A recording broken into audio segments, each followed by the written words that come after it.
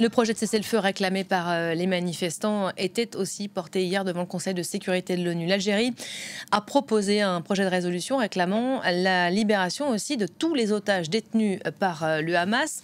On en parle avec vous, Florent Rodeau, aujourd'hui. Bonjour Florent. Bonjour Elisabeth. Pourquoi l'Algérie porte-t-elle un tel texte aujourd'hui? Alors un petit saut dans le temps est nécessaire pour comprendre les raisons historiques qui poussent aujourd'hui le pays du Maghreb à agir de la sorte. Nous sommes le 15 novembre 1988 au Palais des Nations d'Alger et à l'occasion de la 19e session extraordinaire du Conseil palestinien est déclarée en Algérie, donc ça compte, l'indépendance de l'État de Palestine. Célèbre discours à l'époque d'un certain Yasser Arafat, le leader palestinien qui avait pris le contrôle de l'OLP, l'Organisation de libération de la Palestine, c'était en 1969.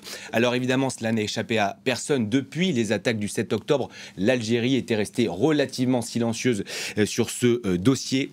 L'Algérie se dit probablement que c'est le moment opportun pour faire entendre sa voix. On le sait, on en parle beaucoup sur les antennes de France 24. Israël est sous la pression internationale depuis plusieurs semaines, plusieurs mois maintenant, sans que cela change vraiment quelque chose à la politique menée par Benyamin Netanyahou. Raison historique donc auquel s'ajoute une fenêtre d'opportunité. Et puis j'ai retenu également cette phrase du communiqué algérien, une petite pique envoyée aux autres pays arabes. L'Algérie n'a pas d'agenda spécifique et n'a jamais utilisé la cause palestinienne comme une carte au service de ses propres intérêts. Fin de citation, la pique est lancée. La pique à peine voilée quand même.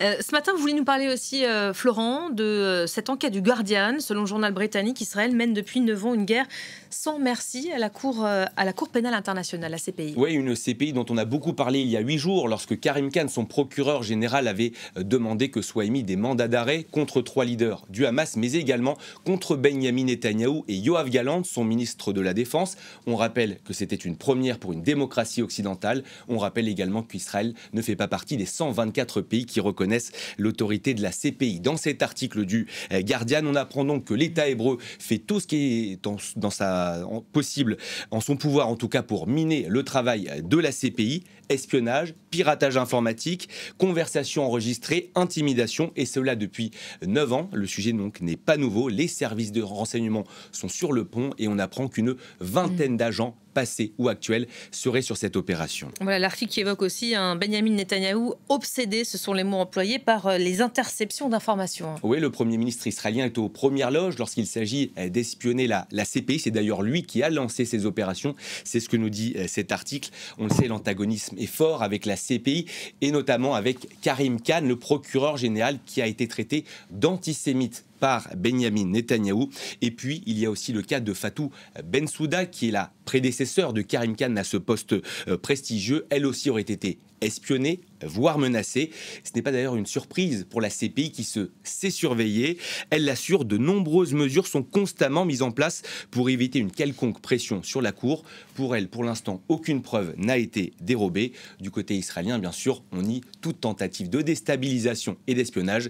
C'est de bonne guerre, j'ai envie de vous dire, Elisabeth. On sait que ce conflit au Proche-Orient s'est largement exporté depuis le 7 octobre dernier. Il suscite des remous au sein de la société américaine et même au sein de l'administration Biden. On n'en parle pas beaucoup, mais c'est une réalité. Oui, cette administration Biden, elle a vu depuis plusieurs semaines les démissions s'enchaîner. Preuve évidemment que la politique menée au Proche-Orient par la Maison-Blanche ne plaît pas à tout le monde dans les plus hautes sphères du pouvoir.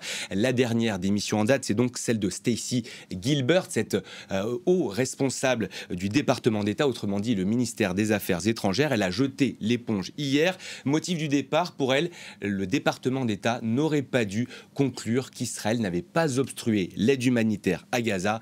Mais c'est le même débat qu'à chaque fois. C'est la politique menée au Proche-Orient qui divise les démocrates qui avaient demandé un rapport. C'est donc après ce rapport que ces déclarations ont été prononcées. Voilà, à l'issue de la publication de ce rapport interne. Donc. Commandé par les élus démocrates à Joe Biden. Merci beaucoup, Florent Rodeau. Merci pour le décryptage.